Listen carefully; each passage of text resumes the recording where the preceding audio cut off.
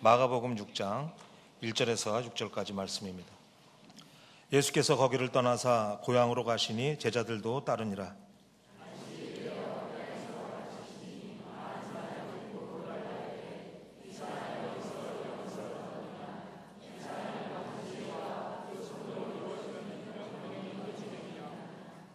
이 사람이 마리아의 아들 목수가 아니냐? 야고보와 요셉과 유다와 시몬의 형제가 아니냐? 그 너희들이 우리와 함께 여기 있지 아니하냐 하고 예수를 배척한지라.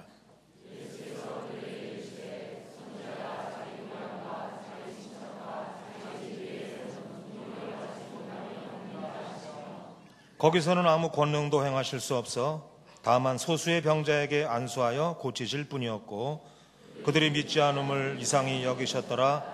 이에 모든 촌에 두루 다니시며 가르치시더라. 아멘.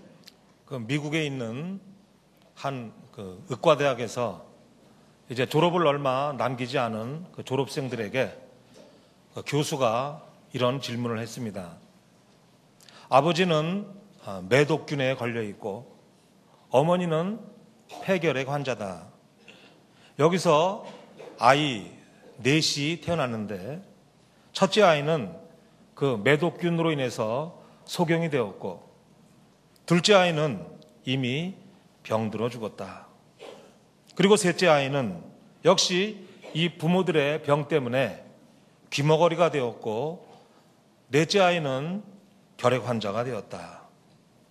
그런데 이런 상황에서 이 어머니가 또 임신을 했다. 이런 경우라면, 이런 상황이라면 여러분들은 어떻게 하겠는가? 학생들은 곰곰이 생각을 했습니다. 그리고 이렇게 입을 모아 대답합니다. 유산시켜야 합니다. 부모 때문에 이미 낳은 아이들이 다 저렇게 됐는데 이런 악조건 속에서 또 아이를 낳는다면 어떻게 되겠습니까? 당연히 유산을 시켜야 합니다. 그러자 교수가 그들을 향해서 점잖게 얘기합니다. 자네들은 지금 베토벤을 죽였네. 우리가 알고 있는 것처럼 그 악성, 그 베토벤은 바로 그런 환경에서 태어났습니다. 아버지는 매독 환자요, 어머니는 결핵 환자요, 또 형제들도 다 병들어서 그 모양이 되었습니다. 그렇지만 베토벤은 그 가운데서 태어나 57년 동안 작곡 활동을 했습니다.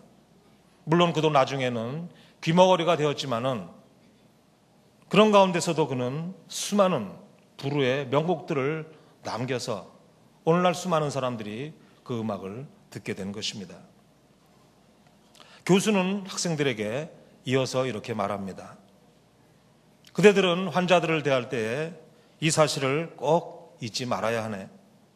의학적 지식이 조금 있다고 해서 마음 내키는 대로 치료하고 수술하고 없애고 하는 것이 아니다. 모름지기 하나님의 역사가 어떻게 이루어지고 있는가를 생각하고 겸손하고 신중하게 해야 할 것이다. 그렇습니다. 우리의 인간의 그 판단과 사고가 얼마나 어리석고 잘못된 것인가를 알아야 한다는 것이죠. 지난주에는 우리나라가 월드컵 열기로 매우 뜨거운 한 주간을 보냈죠.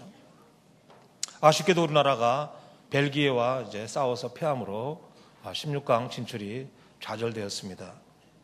우리 입장에서는 이미 월드컵이 끝난 것이나 다름없게 되었죠. 그런데 우리가 축구 중계를 보다 보면은 그 해설하시는 분들의 이야기가 참 재밌는 것을 보게 됩니다. 그래서 해설을 잘하는, 재밌게 하는 분들로 채널을 고정을 하죠. 그 해설할 때 보면은 우리 편과 그 상대편에 대해서 아주 다르게 평가하는 것을 볼 수가 있습니다. 이번에도 우리가 알제리와 경기할 때에 그 이기고 있던 그 알제리 선수가 쓰러졌는데 오랫동안 일어나지 않고 있었죠. 이처럼 그 이기는 편의 선수가 고의적으로 시간을 끌 경우가 종종 있습니다. 그렇게 이긴 상대국이 시간을 끌 때에 해설자가 이렇게 말하죠. 원래 그 해설자의 목소리가 좀 독특한데 잘 될지 모르겠습니다. 상대국이 시간을 끄니까 이렇게 합니다. 지금 시간 끌기를 하죠. 저런 선수는 당장 퇴장시켜야 합니다. 그런데 우리나라가 이기고 있을 때 우리 선수들이 시간을 또 끄는 경우가 있습니다. 좋아요, 좋아. 체력을 아낄 필요가 있죠. 지금 시간을 벌어주고 있습니다. 아주 노련미가 돋보이는 선수군요. 이렇게 아주 칭찬을 합니다. 또 핸드링 아시죠? 핸드링을 해도 마찬가지입니다. 상대국이 핸드링을 범했을 때는 손을 썼어요. 축구는 발로 하는 경기라는 것을 모르는 것 같아요. 이렇게 말을 합니다. 그렇지만 우리나라 선수가 핸드링을 하면은 공이 와서 손에 맞았네요. 아주 절묘한 찬스였는데 그만 공이 와서 손이 맞았네요. 이렇게 말합니다. 또 그 심판이 오심할 때가 종종 있죠. 그래서 오심을 해서 우리나라가 유리하게 되는 경우가 있습니다. 그러면 이렇게 얘기합니다. 심판도 사람이죠. 실수할 때가 있습니다. 그렇지만 우리나라를 불리하게 판정을 하게 되면은 저 심판 눈이 멀었나 봐요. 심판에게 경고를 줄 수 있다면 저것은 퇴장감이죠. 요즘에 저런 저질 심판이 있어요. 얼마나 재미있는지 모릅니다. 똑같은 상황인데 너무나 극명하게 다르게 표현하고 있습니다.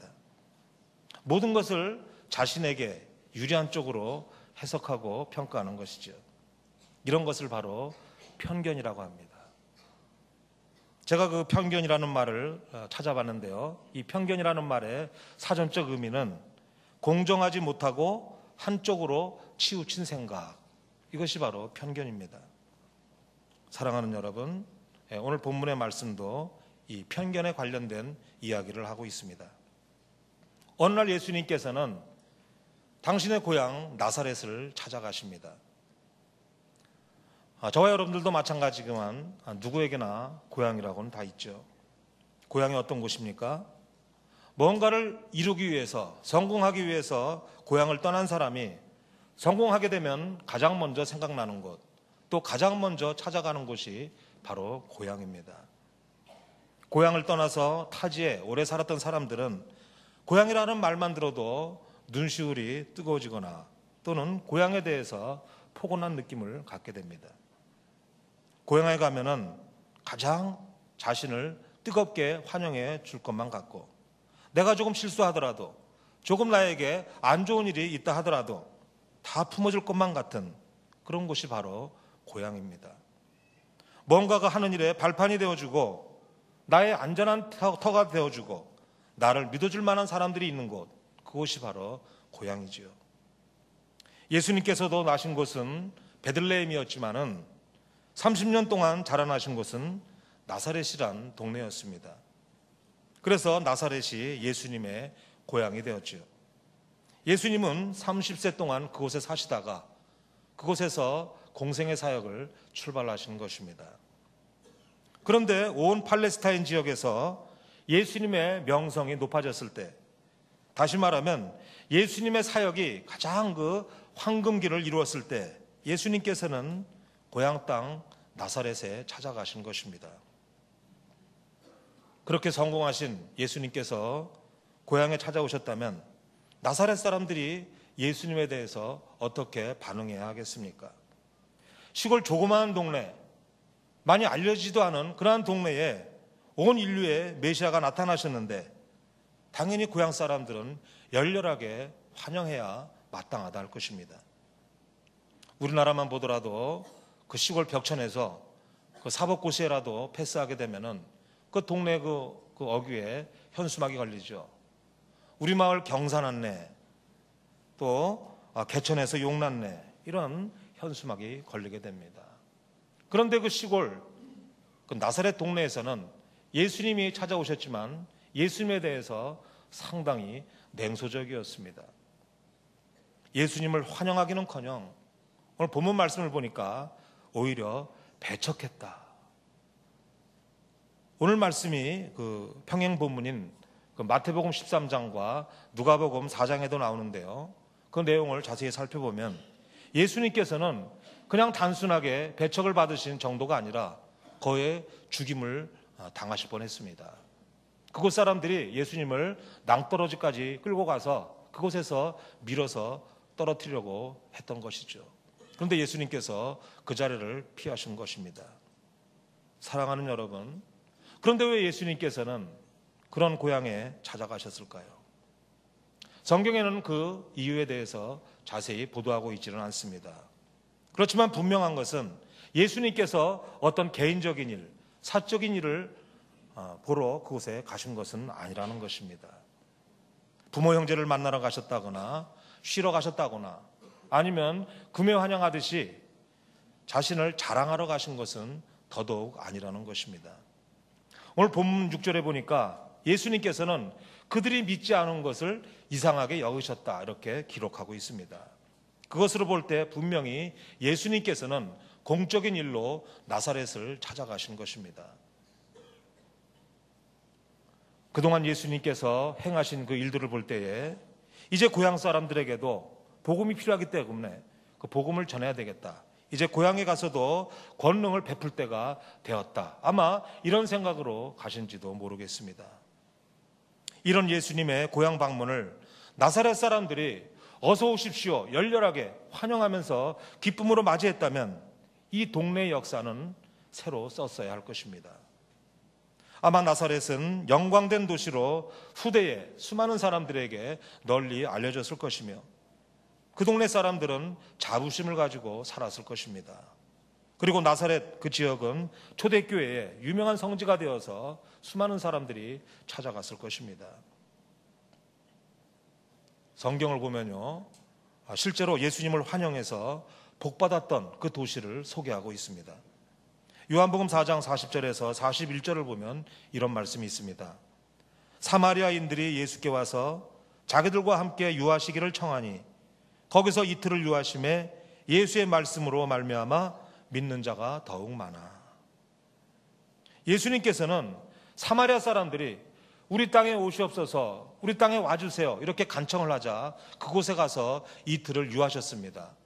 그런데 예수님께서 그곳에 계시는 동안에 그 동네 사는 수많은 사람들이 예수님을 나의 구주로 영접했다는 것입니다. 그래서 사마리아 땅이 복받게 되었다는 것이죠. 그 당시 유대교의 정서로 볼 때 유대인 랍비가 사마리아인들과 함께 지냈다는 것은 도저히 용납될 수 없는 사건이었습니다. 그렇지만 예수님께서는 그들과 함께 하심으로 편견에 사로잡힌 잘못된 인간의 벽을 몸소 깨트리시면서 하나님의 넓은 사랑을 그들에게 보여주셨던 것입니다. 그런데 이 나사렛 사람들은 예수님께서 직접 찾아오신 그 영광의 순간에 모처럼의 기회를 잡지를 못합니다. 결국 나사렛은 예수님의 고향이라는 것 빼고는 전혀 의미가 없는, 오히려 예수님을 배척한 땅이다, 이런 씻을 수 없는 오명을 간직한 채 역사에 기록되고 말았습니다. 그렇다면 왜 나사렛 사람들은 예수님을 그렇게 대할 수밖에 없었을까요? 왜 그들은 많은 사람들이 믿는 예수님을 믿지 못했을까요? 그 이유가 복잡하고 여러 가지인 것 같지만 사실은 단순합니다. 그것은 바로 그들이 갖고 있었던 예수님에 대한 잘못된 지식과 편견 때문이었습니다. 그들은 예수님에 대해서 알아도 어설프게 알았던 것입니다. 우리나라에도 보면은 어떤 특정 지역에 대한 편견을 가지고 있죠. 그래서 어느 특정 지역 사람들은 다 사기꾼이라고 생각하면서 자녀를 그 지역 사람들하고는 결혼도 시키지 않습니다. 또 정치인들을 뽑을 때도 그 지역 사람은 절대 뽑지 않습니다. 이번에 우리가 지방선거를 마치고 봐서도 그 결과를 우리나라 지도에 색깔로 표했는데 그 색깔이 확연하게 구분되어 있는 것을 우리는 봤습니다. 정치뿐만 아니라 심지어 교회를 정할 때도 그 지역 목회자가 있는 교회는 나가지 않습니다. 사람의 외모에 대한 편견도 있습니다. 저같이 잘생긴 사람은 제가 가진 편견입니다. 잘생긴 사람은 능력 있고 선하다고 생각합니다. 그렇지만 못생긴 사람은 악하다라고, 악한 사람이라고 생각을 합니다. 또 여성과 남성에 대한 편견도 있죠. 요즘은 그렇지 않지만 오래전에는 여성이 운전하다가 사고를 내면 집에서 애나 볼 것이지 왜 이렇게 나와서 복잡하게 만들어, 이렇게 핀잔 주는 것을 종종 듣게 됩니다. 뿐만 아닙니다. 신세대와 기성세대에 대한 편견, 장애인에 대한 편견, 학벌에 대한 편견, 빈부의 격차에 대한 편견, 그 외에도 얼마나 수많은 편견들이 우리 안에 자리 잡고 있는지 모릅니다. 사실 이 편견이라는 것이 심각한 죄가 되는 것인데 사람들은 그것을 죄로 생각하지 않습니다. 이미 내 안에 익숙해져 있기 때문에 그것을 당연시 여기고 꺼리낌 없이 그런 일들을 자행하고 있습니다. 바라기는 저와 여러분들에게는 이런 편견들이 깨끗이 없어질 수 있기를 주의 이름으로 축복합니다. 아멘. 그러면 나사렛 사람들에게 편견을 가지게 했던 것들이 무엇일까요? 첫 번째로 그들은 예수님의 과거를 다 알고 있었습니다. 예수님의 출생과 성장, 또 가족 관계와 삶의 모습, 그리고 예수님이 가출하시기까지 그들은 모든 것을 다 알고 있었습니다. 어쩌면 아기 예수 때에 그 마리아와 요셉 사이에 일어났던 그 출생의 사건까지 아는 사람도 있었을 것입니다. 아마 출생의 사건을 어렴풋이나마 알고 있던 사람은 예수님에 대해서 사생아라고 얘기했을 것입니다. 그리고 예수님이 30세가 될 때까지 그들의 눈에 비춰진 그 예수님의 모습은 평범 그 이하의 사람이었습니다. 예수님의 제자들은 예수님을 향해서 선생님, 라비어 이렇게 불렀지만은 오늘 본문을 보니까 나사렛 사람들은 예수님을 향해서 한결같이 이 사람, 이 사람, 이 사람 이렇게 3번씩이나 부르는 것을 볼 수 있습니다. 이처럼 예수님을 부르는 그 호칭만 봐도 예수님을 어떤 수준으로 생각하고 있는지 잘 보여주고 있습니다. 두 번째로 나사렛 사람들이 편견을 가지게 된 것은 예수님의 생활 수준입니다. 그들은 서로에게 이렇게 말합니다. 이 사람이 마리아의 아들 목수가 아니냐? 그 형제들을 우리가 잘 알고 지금도 우리와 함께 살고 있지 않느냐? 무슨 말씀입니까? 무식한 목수다. 책가방 끈이 짧다. 이런 말입니다. 만일 예수님께서 유대인 랍비들이 다니는 그런 좋은 학교에서 공부했더라면 그들은 그런 말을 하지 않았을 것입니다. 예수님의 직업이 목수가 아니라 화이트 칼라, 엘리트 직업이었다면, 또 예수님이 부자였다라면 아마 그들은 예수님을 인정했을 것입니다. 하지만 예수님은 너무나도 가난한 생활을 하셨습니다. 실제로 예수님께서는 이 세상에 사시는 동안 단 한 번도 경제적인 부를 누려보지 못하신 분입니다. 그래서인지 모르지만은 예수님께서 수많은 비유의 말씀을 하셨는데 그 모든 비유들을 살펴보면 모두가 다 서민들과 관련된 그런 비유를 하신 것을 알 수가 있습니다. 무엇을 먹을까? 무엇을 마실까? 무엇을 입을까? 이것을 걱정해야 하는 사람들은 분명히 서민들이지요. 잃어버린 한 드라크마를 찾기 위해서 대낮에도 촛불을 켜야 밝아지는 컴컴한 방, 그것은 분명히 가난한 서민의 집입니다. 장터에서 피를 불면 오는 잔치집 놀이, 또 장터에서 곡을 하면서 노는 장례식 놀이, 이것은 분명 서민들 아이들이 장터에서 놀아가는 놀이입니다. 낡은 부대에 포도주를 담아야 하는 것도 서민, 곡식을 말에 데워주면서 흔들고 눌러주는 것도 서민의 인심입니다. 한밤중에 먹을 것이 없어서 친구 집을 찾아가 문을 두드려야 하는 형편의 사람들 다 서민입니다. 너무나 억울해서 밤낮을 가리지 않고 불의한 재판관을 찾아서 나의 억울함을 호소하며 올바른 판단을 요구하는 불쌍한 처지의 과부, 분명히 서민입니다. 뿐만 아니라 예수님 당신도 가난한 서민이라는 것을 간접적으로 표현하신 적이 있습니다. 이렇게 말씀하셨지요. 여우도 굴이 있고 공중의 새도 거처가 있으되 오직 인자는 머리 둘 곳이 없도다. 나는 서민이다. 그 말씀과 뭐가 다르겠습니까? 그래도 메시아라면 뭔가 자기들은 상대도 되지 않을 만큼 모든 면에서 탁월해야 할 텐데 그래야 믿을 수 있는데 그렇지 않다는 것입니다. 그렇게 낮은 생활을 했던 그 예수님이 나사렛 사람들로 하여금 메시아로 믿지 못하게 만들었다는 것입니다. 세 번째로 나사렛 사람들에게 편견을 가지게 하는 것은 예수님도 우리와 똑같은 사람이라는 것입니다. 나사렛 사람들이 뭐라고 말합니까? 우리 다 함께 3절을 읽겠습니다. 시작.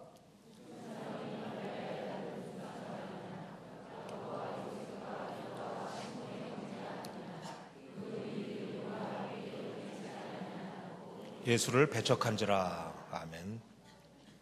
그들은 예수님이 누구의 가족인지 가족들을 다 알고 있다는 것입니다. 그것이 예수님을 믿는데 걸림돌이 되었죠.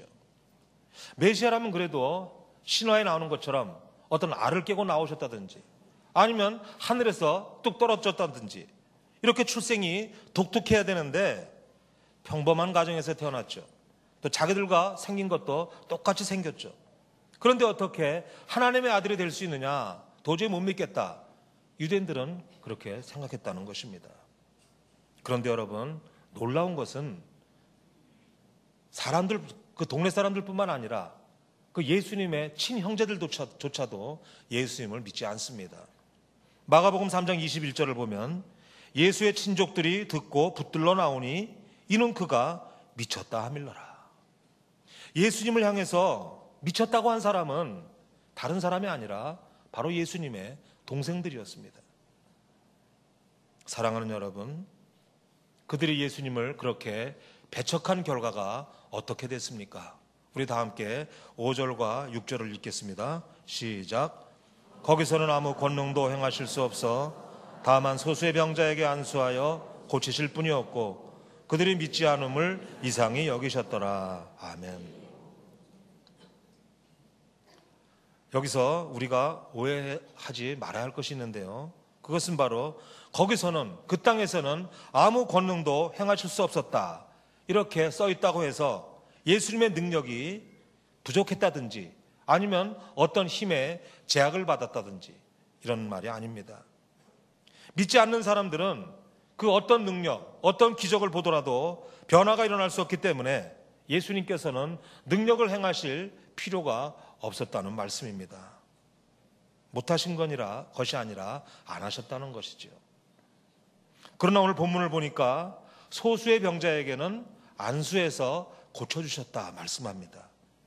나사렛 사람들 가운데서도 편견을 버리고 예수님께 나와서 자신의 병을 드러내놓고 이 병을 고쳐주옵소서 이렇게 한 소수의 사람, 이 사람은 병 고침의 기적을 경험했다는 말씀입니다.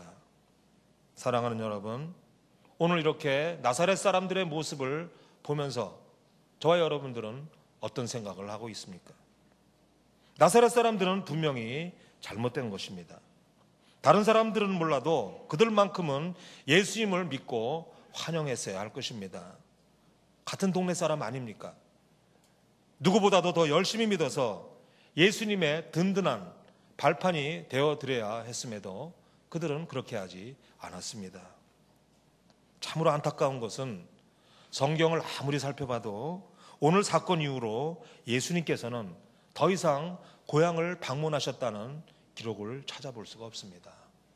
예수님께서는 그 이후로는 나사렛 땅을 가지 않으셨다는 것입니다. 사랑하는 여러분, 오늘 이 이야기가 나사렛 사람들만의 이야기로 생각해서는 안 될 것입니다. 바로 저와 여러분들의 이야기입니다. 우리는 모두 예수님에 대해서 잘 알고 있다라고 생각을 합니다. 그분의 이름도 알죠. 또 그분이 어떤 분이신지도 알고 있습니다. 그분의 하신 능력, 기적, 이사 다 잘 알고 있습니다. 솔직히 나사렛 사람들은 당시 예수님의 환경만 알 뿐이었지만은 우리는 성경을 통해서 예수님으로 인해서 어떤 일이 일어나는지 잘 알고 있습니다. 예수님께서는 온 인류를 구원하시기 위해서 이 땅에 인간의 몸을 입고 오셨습니다. 우리 모든 인류의 죄를 담당하시고 십자가에서 죽으셨고 3일 만에 부활하셨고 부활하시고 40일 동안 이 땅에 계시다가 하늘로 승천하셨으며 앞으로 심판의 주로, 재림의 주로 이 땅에 다시 오십니다. 우리가 이 사실을 알고 있습니다. 그런데 우리가 이 예수님을 얼마나 잘 믿고 있습니까? 어쩌면 우리가 알고 있는 예수님은 나사렛 사람들이 알고 있는 그 정도 수준밖에 되고 있는지도 모르겠습니다. 그렇다고 해서 예수님을 더 깊이 알아가려는 노력도 하지 않습니다. 사랑하는 여러분, 이제 우리는 그런 모습에서 벗어나야 할 것입니다. 우리에게 있는 익숙한 편견, 예수님에 대해서 알고 있는 익숙한 편견, 이것을 다 고칠 수 있어야 합니다. 흔히 편견을 갖게 되는 이유가 두 가지라고 하는데요. 한 가지는 너무 많이 알고 있기 때문에, 또 한 가지는 너무나 모르고 있기 때문에 편견이 생긴다고 합니다.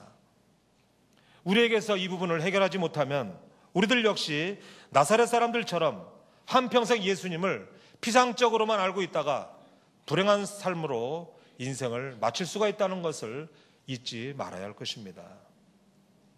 사랑하는 여러분, 사도 바울을 잘 아시죠? 그도 예수님에 대한 편견과 오해를 가지고 있던 사람입니다. 그는 예수님에 대해서 아주 몹쓸 이단이라고 생각을 했고 예수 믿는 사람들을 다 박해를 했습니다. 그래서 그가 행한 일을 기록한 사도행전 8장 3절을 보면 이렇게 말씀합니다. 사울이 교회를 잔멸할새 각 집에 들어가 남녀를 끌어다가 옥에 넘기니라. 그러나 그가 다메섹 도상에서 부활하신 예수님을 만난 후에는 그의 인생이 180도, 그의 삶이 완전히 변화가 됩니다. 그가 변화가 되니까 더 이상 예수 믿는 사람들을 박해하지 않았습니다.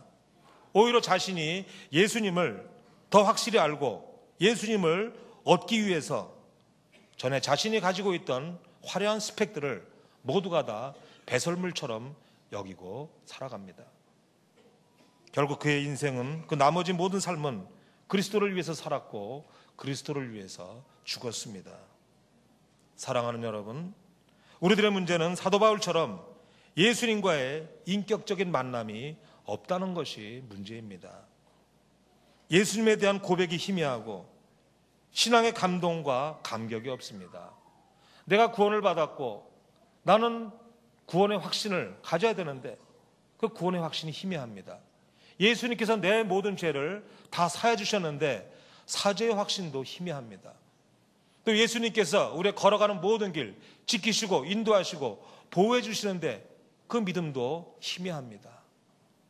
이것이 우리에게 문제라는 말씀입니다. 복음이란 인생의 모든 문제를 해결하신 예수 그리스도의 십자가의 승리인데 이 말을 문자적으로만 알 뿐이지 삶의 현장에서는 복음의 능력이 나타나지 않습니다. 얼마나 무서운 편견인지 모릅니다.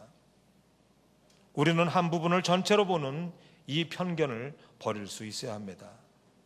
우리가 예수님에 대해서, 교회에 대해서, 성도들에 대해서, 또 나의 배우자에 대해서, 가족에 대해서, 친구들에 대해서 알고 있는 것들이 극히 작은 일부일 수 있다는 것입니다.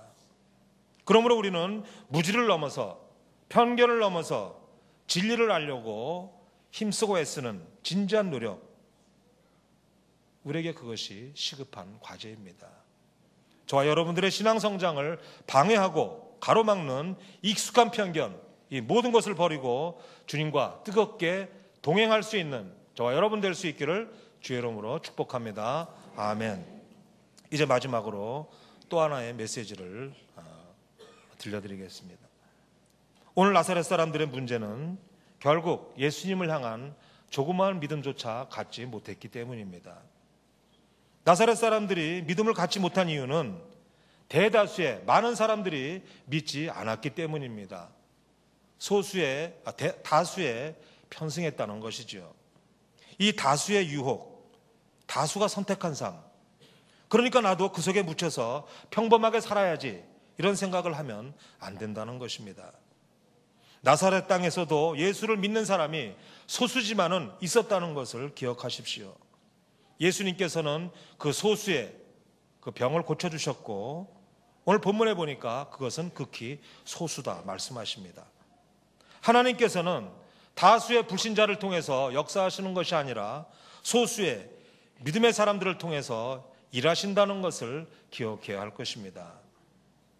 우리는 다수가 진리가 아닐 수 있다는 이 사실에 경각심을 가져야 할 것입니다. 이 세상에는 예수를 믿는 사람들보다 안 믿는 사람들이 훨씬 많습니다. 인류가 걸어온 역사를 보면 다수가 잘못된 예가, 소수가 맞는 예가 얼마나 많이 있는지 모릅니다. 예를 들어서 1492년에 이 지구상에 살던 모든 사람들은 지구가 편편하다 이렇게 생각을 했습니다. 그렇지만 콜럼부스 한 사람은 지구가 둥글다 이렇게 말했습니다. 누가 옳았습니까? 1610년도에 이 지구상에 살던 사람은 온 우주가 지구를 중심으로 돌고 있다 이렇게 생각을 했습니다. 그렇지만 갈릴레이라는 사람은 태양을 중심으로 지구가 돌고 있다 이렇게 말했습니다. 누가 옳았습니까? 예수님은 산상수훈에서 이렇게 말씀하십니다. 좁은 문으로 들어가라. 멸망으로 인도하는 문은 그 길이 넓고 그리로 들어가는 사람이 많지만 생명으로 인도하는 문은 좁고 길이 협착하여 찾는 이가 적다. 다수의 길이 진리가 아니고 어쩌면 소수만의 진리라는 그 심각성을 우리에게 깨우쳐주는 말씀입니다. 사랑하는 여러분, 행여라도 우리가 예수님에 대해서 가지고 있는 그 편견에 익숙해 있어서는 안 될 것입니다. 만약 그런 편견이 내게 있다면 그것을 과감하게 깨트려버리고 예수님을 더욱 깊이 알아가는, 인격적으로 예수님을 만날 수 있는, 체험하는 단계로 넘어가야 할 것입니다. 에베소서 4장 13절은 이렇게 말씀합니다. 우리가 다 하나님의 아들을 믿는 것과 아는 일에 하나가 되어 온전한 사람을 이루어 그리스도의 장성한 분량이 충만한 데까지 이르리니. 그렇습니다, 여러분. 이제 우리는 예수님을 피상적으로 아는 것에서 만족하는 것이 아니라 예수님을 인격적으로 만나며 그분을 믿고 그분과 동행함으로 거기서 오는 참된 기쁨과 평강을, 풍성함을 누리며 살아야 할 것입니다. 이런 은혜가 저와 여러분들에게 날마다 충만할 수 있기를 주의 이름으로 축원합니다. 아멘. 기도하겠습니다. 참으로 좋으신 아버지 하나님, 지난 한 주간 동안에도 저희들에게 크신 은혜를 베풀어 주심으로 안전하게 보호하여 주시고 땀 흘려 일할 수 있는 일터와 일할 수 있는 건강과 환경을 허락하여 주셔서 일할 때마다 빈손으로 돌아오지 않고 일한 것 이상으로 풍성한 열매를 얻게 하시니 감사를 드립니다. 저희들에게 만입이 있다 한들 어찌 그 받은 은혜를 말로 다 표현하며 우리의 가진 것을 모두 다 드린다 한들 어찌 그 사랑에 미치겠습니까마는 보잘것없는 작은 물질이나마 하나님을 사랑하는 마음으로 정성을 다하고 힘을 다하여 올려드리오니 좋으신 아버지 하나님, 이 예물과 예물에 담긴 하나님을 향한 우리들의 마음을 기쁘게 받아 주옵소서. 하나님께서 언약하신 말씀을 의지하여 11조 예물로 구별하여 드립니다. 매 순간순간마다 함께 하시고 인도하시는 은혜에 감사하는 예물로 드리고 여러 가지 목적의 예물과 우리의 마음의 소원을 담아 드리오니 이 모든 예물들이 하나님 보시기에 아름답고 합당한 예물 되게 하여 주옵시고 드린 손길마다 축복하시사 하늘의 신령한 복으로 땅의 기름진 복으로 풍성하게 하여 주옵소서. 좋으신 아버지 하나님, 이번 한 주간에도 저희들이 이 세상을 살아가는 동안 영원한 생명을 주신 하나님께 감사하며 복음의 능력을 누릴 뿐만 아니라 어느 곳에 가든지 복음을 전하는 삶을 살게 하시고 우리가 있는 곳에서 복에 근원되는 삶을 살아갈 수 있도록 인도하여 주옵소서. 우리의 가정과 우리의 일터와 우리의 자녀들을 축복하셔서 하나님께 영광 돌리는 일들로 풍성하게 하여 주옵소서. 이제는 우리 주 예수 그리스도의 구속의 은혜와 약속의 신실하신 하나님의 사랑과 성령의 감화 감동 역사하심이 이제는 내게 있는 익숙한 편견들을 버리고 주님의 마음을 품고 살겠습니다. 오직 주님만을 믿고 의지하며 살겠습니다. 결단하며 나가는 사랑하는 우리 성도들과 가정과 일터와 자녀들 위해 이제로부터 영원토록 함께 하시기를 간절히 축원하옵나이다.